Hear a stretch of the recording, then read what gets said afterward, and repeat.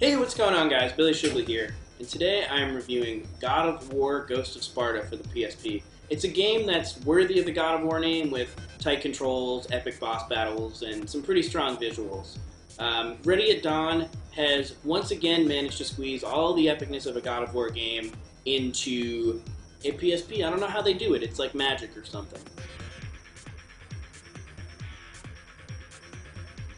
The character of Kratos has always been a bit shallow for my taste, so I was pleasantly surprised to discover that Ghost of Sparta delivers the best, most humanizing look at the character since the original God of War. Taking place shortly after he kills Ares and becomes the God of War, Kratos finds himself haunted by his previous mortal life. Against the advice of his fellow gods, Kratos decides to investigate his past, traveling to the Temple of Poseidon in the underwater city of Atlantis.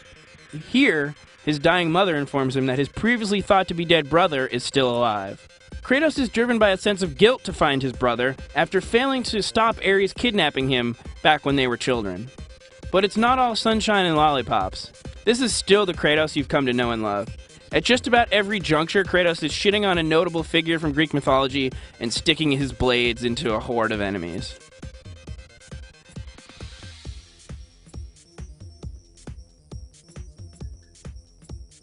As mentioned previously, Ghost of Sparta plays very similarly to other God of War games.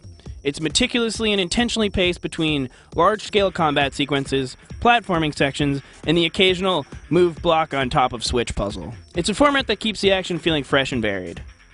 Light and heavy attacks with Kratos' Blades of Athena make up the basics of the combat. But as you progress, you'll earn more experience points, which you can use to purchase new moves and upgrades. You'll also acquire weapons and magic powers that lend themselves to being useful in certain specific situations. This is really nothing you haven't seen or enjoyed before. My biggest gripes with the otherwise solid experience of Ghost of Sparta are really the same gripes that I have with the God of War series as a whole. Although the camera tends to make every moment cinematic, it can also land at frustrating angles, sometimes making depth of field and ledge identification a small issue. A situation exacerbated by the PSP's small screen. Additionally, the series' excessive use of button mashing QuickTime events is here in full force. I always found them kind of annoying, to be honest. It may also be worth noting that since the PSP obviously doesn't have two analog sticks, the game's dash move requires you to press both shoulder buttons and the left stick.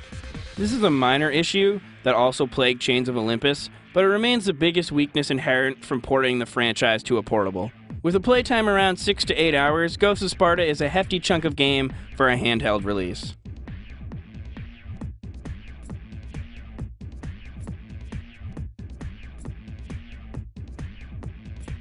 Chances are that your PSP is collecting dust right now.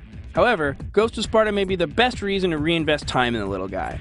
It may be years until we are delivered a console-quality experience on a handheld system, but Ghost of Sparta is probably as close as you're ever going to get for now.